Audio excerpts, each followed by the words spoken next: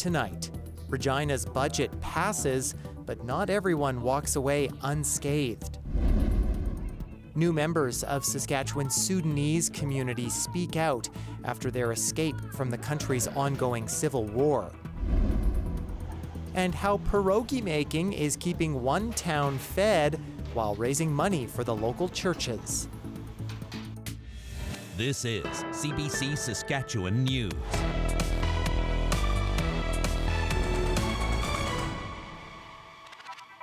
It is Friday, December 19th, and the CBC Saskatchewan News starts right now. I'm Ethan Williams. Thank you for joining us. Regina City Council has officially passed next year's municipal budget, lowering the original 15% mill rate increase to 10.9%. This means that major cuts to transit and community funding have been largely avoided. The budget passed 6-5, with Mayor Chad Baczynski casting the deciding vote. The new rate works out to an extra $23 per month for the average household, but this doesn't mean there weren't some cuts made during the budget process. Jeffrey Tram has more on how heritage properties in Regina could be impacted by Friday's vote. Roberta McKay used to fantasize about buying this Regina property. Then it became a reality. One day I came out and I saw a for sale sign on the front lawn, and that was the end of it. McKay and her husband Elmer Brenner bought the 114-year-old building over 20 years ago and turned it into a medical office that took major work. The foundation had deteriorated to the point that there was actually a gopher living in the wall. One heritage expert says preserving history isn't cheap, and without help, many buildings simply don't survive. Heritage grants are not like cosmetic spending. They're like a tool that enables property owners to maintain historic buildings safely and responsibly. But that support was cut this week. Regina City Council voted to slash Regina's Heritage Grant Program in half, down to just $130,000. I can't see anybody wanting to buy a heritage property and maintain it if it's $130,000 isn't going to go a long way. Once a heritage building is lost, they're gone forever. For McKay and Brenner, the work was worth it, but they worry future owners won't get the same chance. I think it's really important to maintain built heritage, for the cultural aspect of it all. While this building should last another 100 years, other historic buildings in the city now face an uncertain future. Jeffrey Tram, CBC News, Regina. Now, City Council might have its eyes on the future with its freshly minted budget, but Mayor Chad Baczynski says lessons were learned from this year's budget process. Katie Swires recently sat down with the mayor for a look back at 2025. It's been a good year and very much a year of learning. Regina Mayor Chad Baczynski's first full year in office has featured a steep learning curve. The way that council works is inherently clunky to a degree, but it's built that way. It's built that way to have that public discourse. He says learning to balance community discussions with the desire to move quickly was an adjustment. Coming from a place where that wasn't the case, and then understanding how you have to kind of navigate that when you're trying to make effective decisions and move forward with things. One thing he's hoping to move forward with in 2026 is making construction easier in the city and to deal with a backlog of repairs. We have nearly $1 billion worth of infrastructure deficit in this city that we need to tackle. And for me, that is incredibly important that we invest the time and the resources into achieving that. Key to doing that is balancing the city's finances. For years, Regina has kept taxes artificially low by dipping into reserves. Now, a number of those reserves are below minimum levels. This is math at this point. We can continue to deplete our reserves when we have a pipe burst somewhere and we don't have the money to fix that. We don't have the same deficit mechanisms that the provincial government and the federal government have. So it's in our best interest to find a way to get those to a healthy spot, and as well as continue to invest properly into our infrastructure. This year's budget process was meant to be more transparent by showing the public all of Council's possible decisions, including drastic and unlikely cuts to reduce the mill rate. But Bashinsky says that caused unintended stress.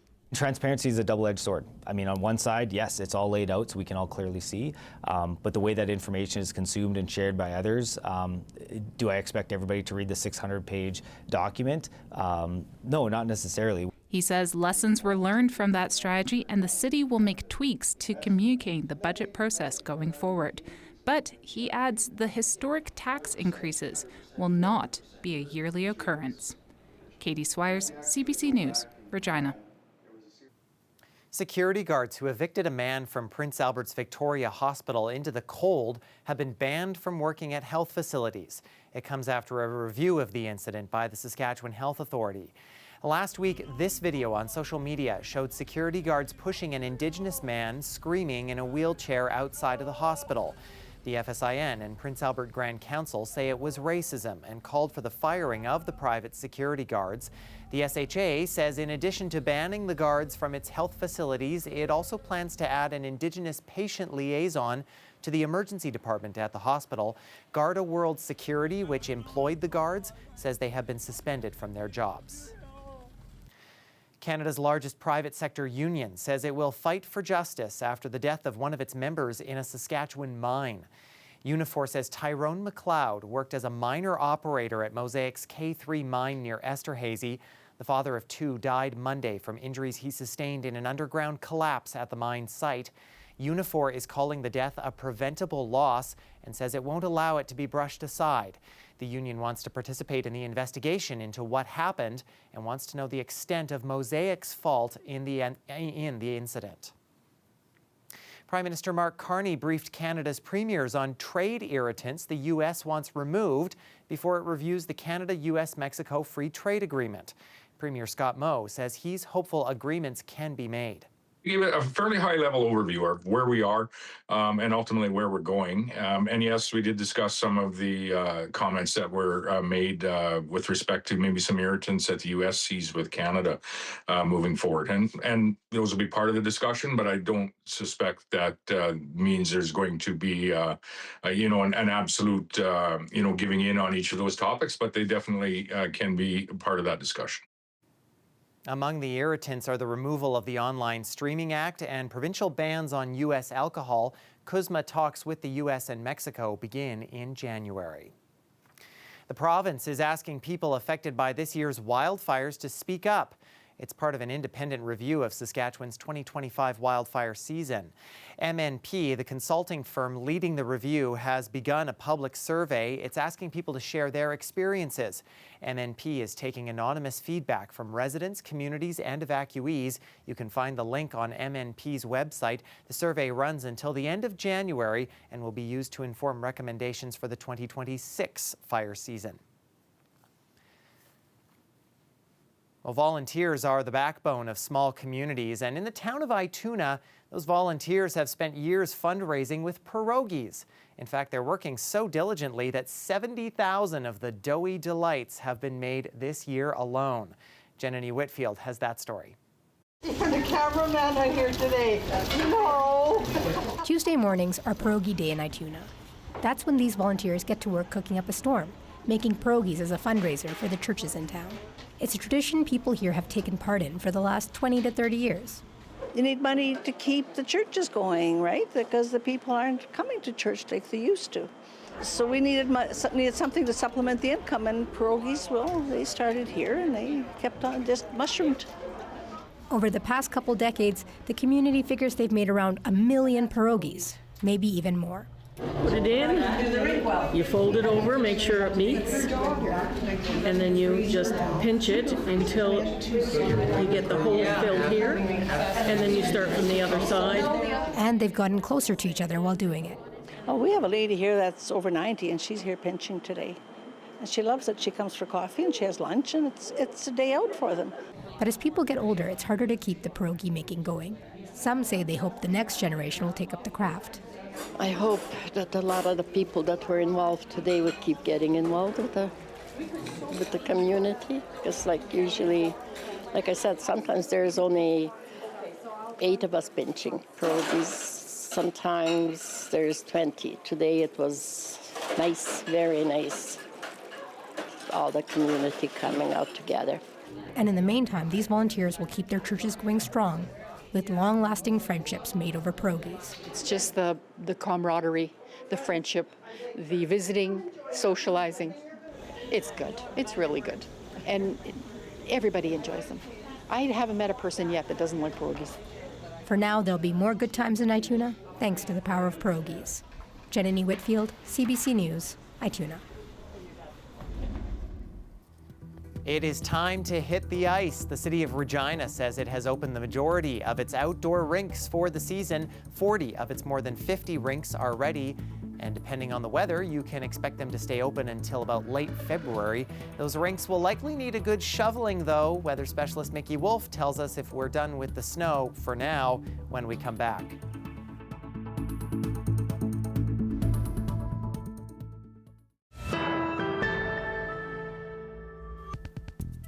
Sudan is facing one of the world's worst humanitarian crises. A civil war has killed thousands and displaced millions, some of whom have now resettled in Saskatchewan. But as Jeffrey Tram reports, the local Sudanese community says the world isn't paying enough attention to the crisis. UAE, you can't hide! UAE, you can't hide! You are funding genocide! You are funding genocide! It's a call to action, to not look away from a grim civil war half a world away. Sudan's burning and the world looks away! Sudan's burning and the world looks away! Saskatchewan Sudanese community is rallying, determined to draw attention to the crisis. We feel that the world has been silent on what is happening in Sudan.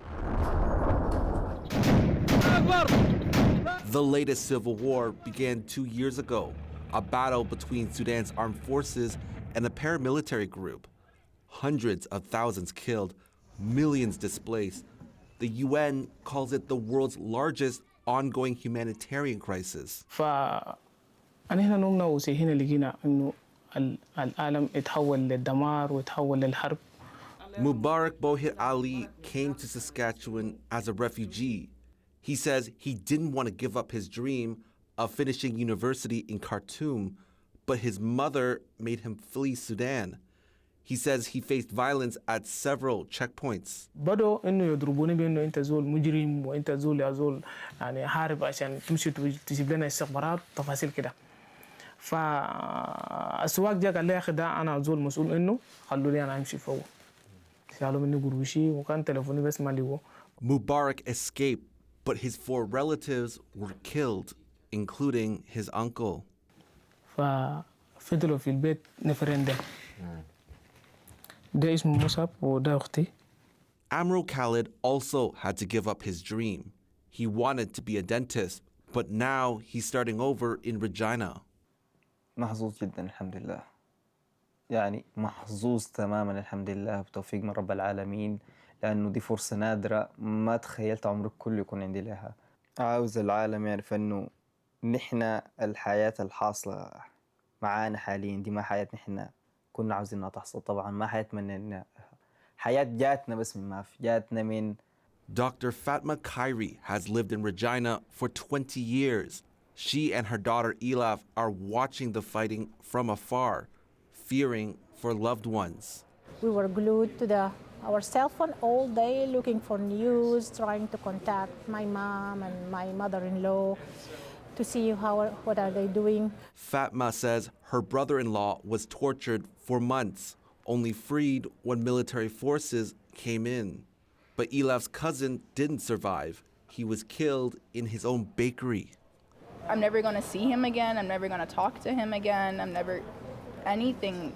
There's an ethnic cleansing and genocide going on in Sudan right now as we speak, and no one's talking about it. Those born here, like Ali Elawad, are using different platforms to put Sudan in the spotlight. At the end of the day, I'm just the winner of a geographical lottery. I was born into peace, whereas I have family that wasn't, unfortunately. And I think it's very important to use that privilege that I have to speak out and speak on the atrocities that are going on. He hopes speaking out brings change. Amro shares that hope. أي حاجة عندها بداية، أي حاجة عندها بداية عندها نهاية. فزي ما الحرب دي بدأت لازم تنتهي في النهاية.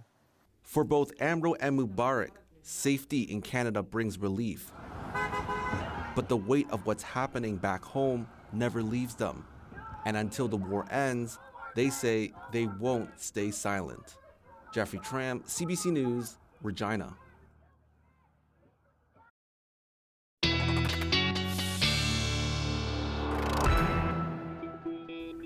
And weather specialist Mickey Wolf joining us now. I think at one point today, Mickey, I just looked out the window and it was like a wall of white.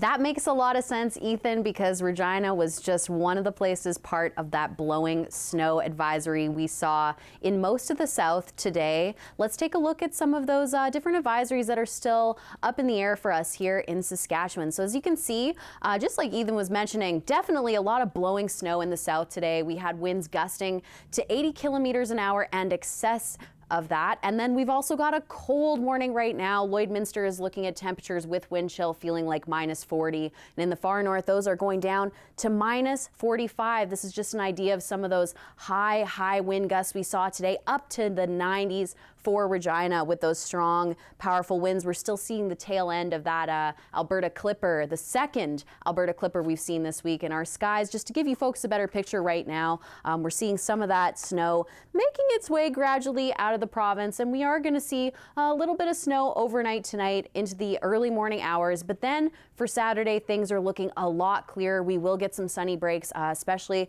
in south and central Saskatchewan ahead of next week. Looking at our snowfall numbers, we aren't luckily going to see too much snow over the week. Unless you're in Meadow Lake, you might see up to 11 centimeters by the time we get to Monday. And same with Wynyard, we're looking at about 7 centimeters, but overall things are looking kind of in that 1 to 6 centimeter range for most folks in south and central Saskatchewan. And as well in the north, we're again looking at this gradual snowfall over the weekend and then a little bit more for Monday, especially for Buffalo Narrows and La Ronge. And then just taking a look at our wind, we are going to see things definitely calm down as we get into the Sunday afternoon hours.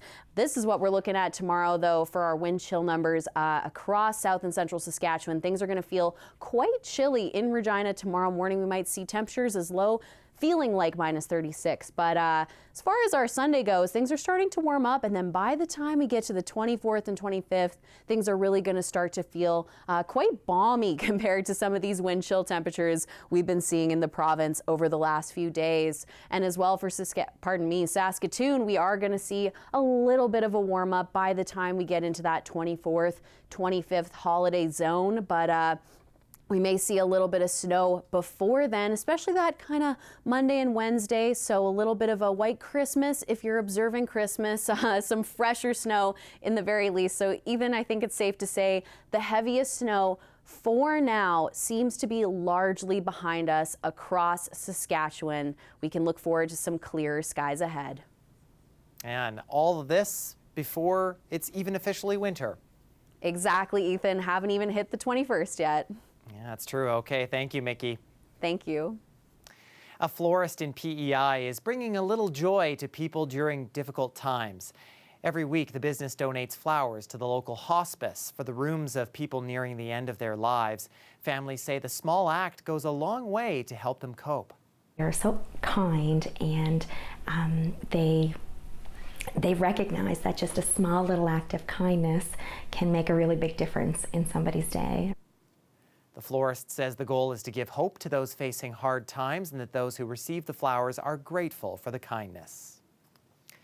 Well, red and green might be the colors you think of this time of year, but take a look at this colorful tradition that comes with the season. Piñatas are in high production in this Mexican town. These ones crafted by artisans who patiently glue each brightly colored piece of paper. Piñatas are an integral part of holiday parties across the country. They recreate part of the Christmas story of Mary and Joseph's search for shelter before the birth of Jesus.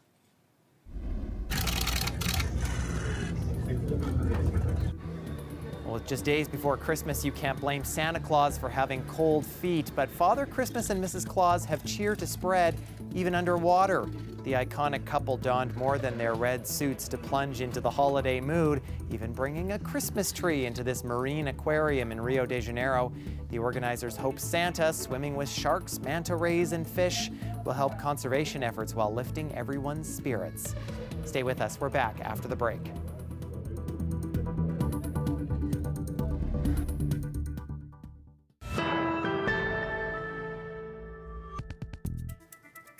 School's out for the holiday break, and at Marion McVitie School in Regina, it's a chance to celebrate with a holiday concert.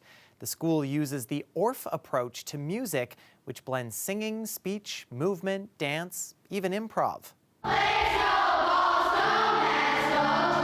When we heard the kids speak, they were highly centered on the fact that everything was fun, fun, fun, but they don't realize what we're doing is heavily curriculum-based, right? The elements of music are everywhere in what we performed this morning, but we try to make it fun, and so with that, then with the ORF approach, it's fully contained with everything they've done, so.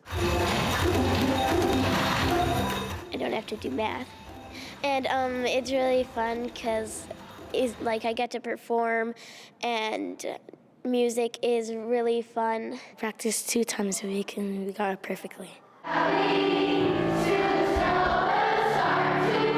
Music and the arts in general is a wonderful place to have everyone at the same level. So even if your literacy skills are still improving, you can perform with your peers at the same level.